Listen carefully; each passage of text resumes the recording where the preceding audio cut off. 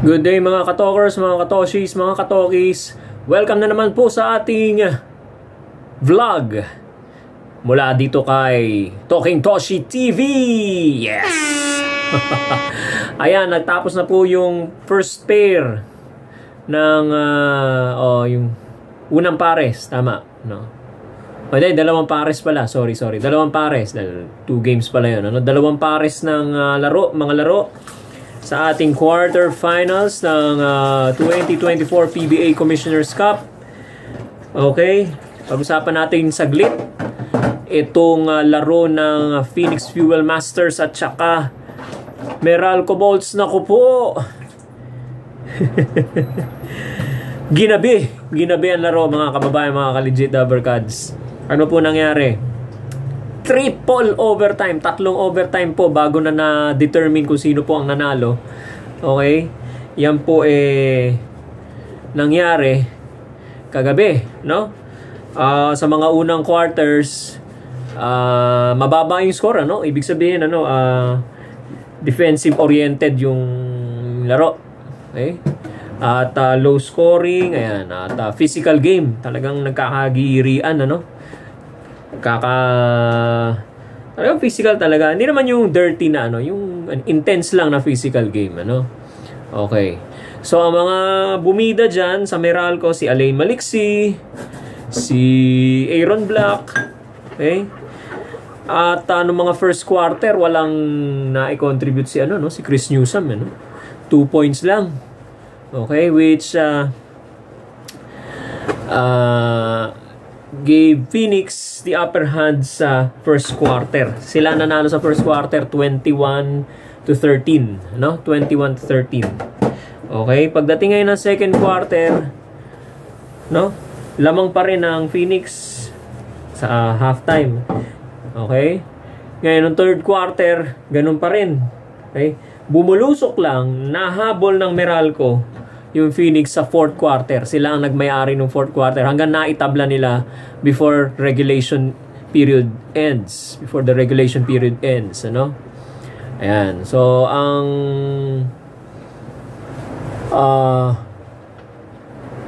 final score. Yung score before the regulation or at regulation is 84 all. Naipasok ni Chris Newsom yung jumper, ano? 3 points. 81-84 yun, no? Yun. Yan. As double overtime, as triple overtime pa. Ginabi na yung laro nung sumunod, yung Magnolia. No? So, ayan, yan po ang nangyari. At sa huli, si Bong Quinto at saka si Alain Maliksi ang mga Ayun, so yung 3-point shot ni Bong Quinto at saka yung jumper ni Alain Maliksi ang nagpahiwalay. Kasi talagang gitgitan dikitan talaga ang score kahit sa overtime Ngayon, nung pangatlong overtime, ayun, medyo umalagwa na dahil sa mga jumper at mga tira nitong si Alain Maliksi. Final score natin dyan, 116-107, 116-107. At naipuwersa ng Meralco ang isa pang laro. Okay, kumbaga sila ngayon 1-all na. Okay? Tingnan natin kung matindi rin ang Phoenix. Okay, so tingnan natin kung makakabawi ang Phoenix at kung sino manalo doon sa susunod nilang laro papasok na sa semi-final. Samantalang itong second game natin, yung Magnolia TNT Tropang Giga, na naig po ang Magnolia Hotshots Chicken Templados 109-94. Okay? Yan. So, first quarter si Calvin Optana, no? Nung first quarter, dikitan pa, no? Pero nung second quarter, gumana ang shooting nito si Calvin Optana. Okay?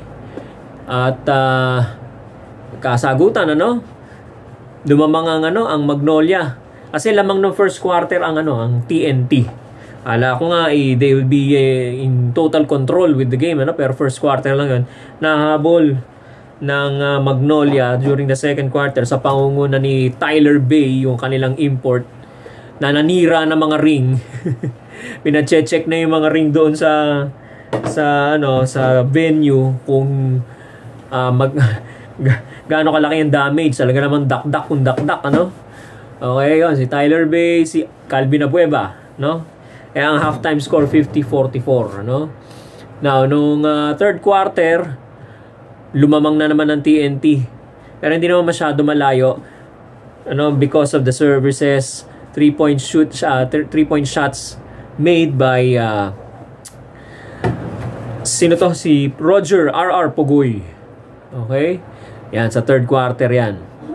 Ngayon, saka lang umalagwa ng husto ang Magnolia sa fourth quarter. At nung third quarter, medyo palitan pa ng ng tira. Lalamang ang Magnolia pero hindi malayo. Mga 5, mga 8. Tapos naging mga 10, 12 na nung mga nung fourth quarter. Hanggang sa naitawid na ng Magnolia yung panalo, 109-94. Okay. Papakita natin sa screen yung mga quarter scores, ano, para malaman niyo kung saan nanalo na quarter yung mga teams natin, ano. At yung mga box scores. Ito lang yung nasa bandang itaas lang ang maipapakita natin sa inyo. Yung mga scores ng mga players, sino ba gumawa, ilang points si ganitong player, ano. Papakita natin dyan sa ating ito sa screen natin, ano. Okay. So, ang susunod na mga laro na quarter final pairings bukas, walang iba kundi ang first game, San Miguel Beermen versus Rain or Shine Elasto Painters. At ang second game, alas 4 yun, alas 4 ng hapon. At ang ating second game ay alas 8 ng gabi sa pagitan ng Northport, Batangpier at Barangay Ginebra, San Miguel. Ayan po mga kababayan, mapapanood nyo yan sa A to Z Channel 11. Okay? So yan muna mga updates natin, mga game results. Tumutok lang po dito sa Talking Toshi TV para sa mga latest updates sa PBA, no? Alright. Maraming salamat po sa pagtutok. By the way, huwag niyo po kalimutan na mag-subscribe. Mag-subscribe po tayo sa ating YouTube channel. Okay? I-like po ninyo itong video nito. Mag-comment na rin po kayo sa bandang baba ng video na to. At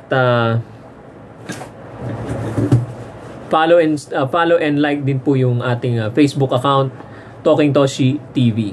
Maraming salamat po sa pagsuporta po ninyo. Patuloy po na kayong manood ng ating mga videos. Mga kababayan, mga ka-PBA. Ingat po. Maraming salamat po.